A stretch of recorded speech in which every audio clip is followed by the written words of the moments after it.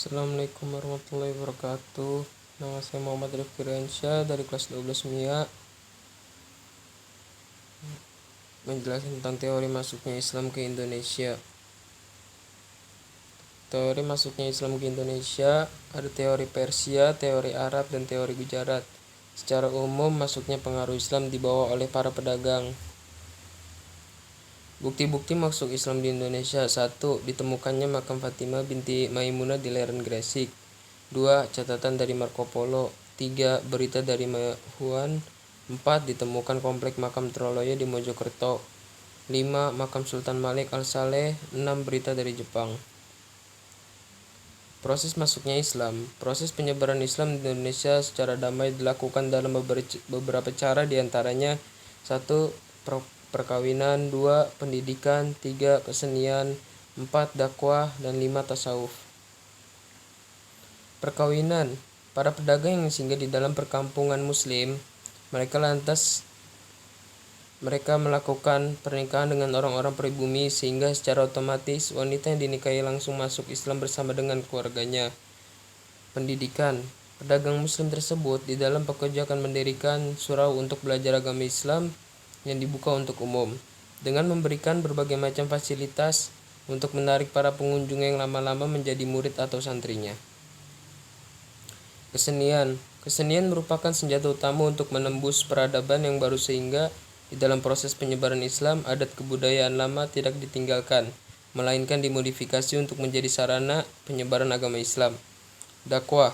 Pedagang muslim tersebut mempunyai tugas sebagai penyebar agama Islam, sehingga selain berdagang, mereka menyebarkan agama Islam di daerah perdagangannya. Biasanya mereka memberikan fasilitas yang lebih bagi pedagang yang mau masuk Islam.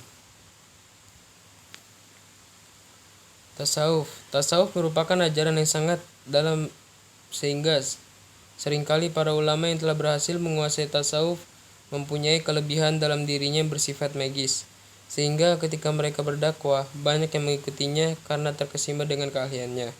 Tasawuf diajarkan tanpa harus merubah pola tatanan tradisi masyarakat yang sudah ada, sehingga masyarakat lebih mudah menerima ajaran Islamnya. Wali Songo. 1. Maulana Malik Ibrahim atau Sunan Gresik. 2. Sunan Ampel atau Raden Rahmat. 3. Sunan Bonang atau Maulana Makhdum Ibrahim. 4. Sunan Giri atau Raden Paku. 5. Sunan Kalijaga atau Raden Syahid. 6. Sunan Kudus atau Jafar Sodik. 7. Sunan Muria atau Raden Umar Syahid. 8. Sunan Gunung Jati atau Fatahillah. 9. Sunan Derajat atau Syarifuddin.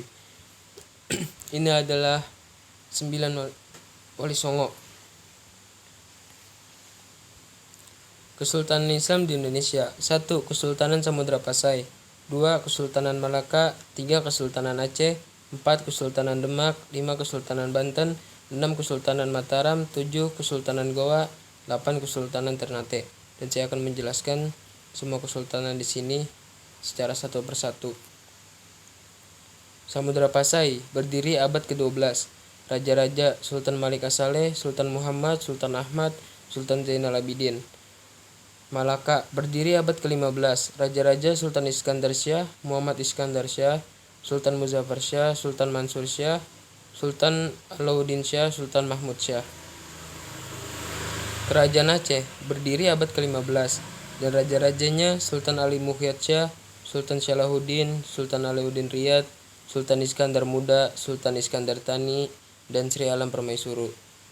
Demak berdiri abad ke-15. Raja-raja: Raden Patah, Adipati Unus, Raden Trenggono, Sunan Prawoto, dan Sunan Hadiwijaya. Banten berdiri pada abad ke-15.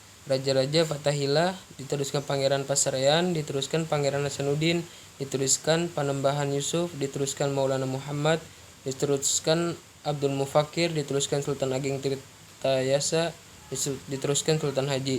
Mataram Islam berdiri pada abad ke-15 sama.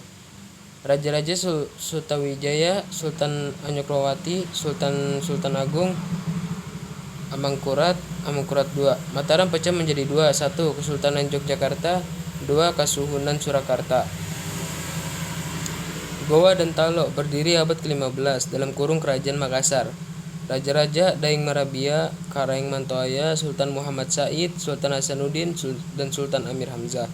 Ternate dan Tidore berdiri abad ke-13. Raja Ternate Sultan Zainal Abidin, Sultan Sirullah, Sultan Hairun, Sultan Babullah, dan Said Berkat. Raja Tidore Sultan Jamaluddin dan dilanjut ke Ecil Nuku. Cukup sekian, mungkin hanya itu saja yang saya sampaikan. Wassalamualaikum warahmatullahi wabarakatuh.